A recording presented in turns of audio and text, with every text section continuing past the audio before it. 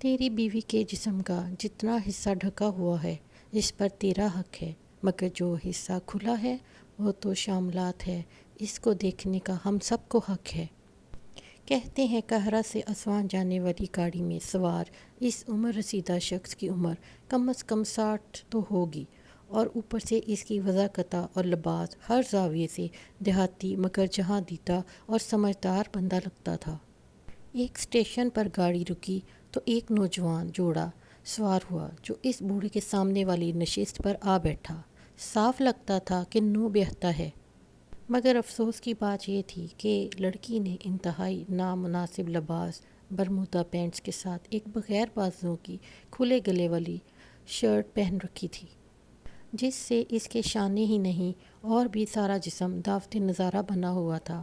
مصر میں ایسا لباس پہننا کوئی اچھوتا کام نہیں، اور نہ ہی کوئی ایسا لباس پہنے کسی لڑکی کو شوہد پن سے دیکھتا یا تاڑتا ہے۔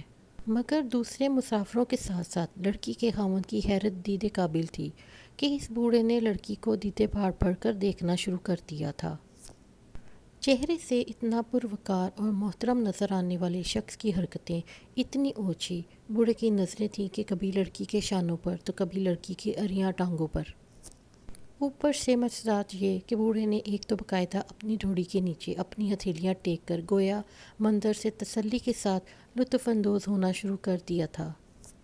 بوڑھے کی ان حرکات سے جہاں لڑکی بے چین پہلو پر پہلو بدل رہی تھی، وہیں لڑکا بھی غصے سے تلملا رہا تھا۔ بالآخر اس نے پھٹتے ہوئے کہا، بڑے میاں کچھ تو حیا کرو، شرم آنی چاہیے تمہیں۔ اپنی عمر دیکھو اور اپنی حرکتیں دیکھو، اپنا منہ دوسری طرف کرو اور میری بیوی کو سکون سے بیٹھنے دو۔ بوڑھے دیہاتی نے لڑکے کی بات تحمل سے سنی اور متانت سے جواب دیا، لڑکے، میں تو جواباً تجھے یہ کہنا چاہتا ہوں کہ تو خود کچھ شرم و حیا کر۔ نہ ہی تجھے یہ کہوں گا کہ تجھے اپنی بیوی کو ایسا لباس پہناتے ہوئے شرم نہیں آتی۔ تو ایک آزاد انسان ہے، بھلے ننگا گھوم اور ساتھ اپنی بیوی کو بھی گھما۔ لیکن میں تجھے ایک بات ضرور کہنا چاہتا ہوں، کیا تو نے اپنی بیوی کو ایسا لباس اس لیے نہیں پہنایا کہ ہم اسے دیکھیں؟ آکر تیرا منشا ایسا ہے تو پھر کاہے کا غصہ اور کس بات کی تلملاہٹ؟ بوڑھے نے اپنی بات جاری رکھتے ہوئے کہا، دیکھ میرے بیٹے، تیری بیوی کا جتنا جسم ڈھکا ہوا ہے اس پر تیرا حق ہے کہ تو دیکھ، مگر اس کا جتنا جسم کھلا ہوا ہے اس پر تو ہم سب عوام کا حق بنتا ہے کہ ہم دیکھیں۔ اور اگر تجھے میرا اتنا قریب ہو کر تیری بیوی کو دیکھنا برا لگا ہے تو میری نظر کا قصور ہے جو کمزور ہے، اور مجھے دیکھنے کے لیے نزدیک ہونا پڑتا ہے۔ بوڑھے کی باتیں نہیں، اچھا درس تھا، مگر ذرا ہٹ کر۔ لوگوں نے جان لیا تھا کہ بوڑھا اپنا پیغام اس جوڑے تک پہنچا چکا ہے۔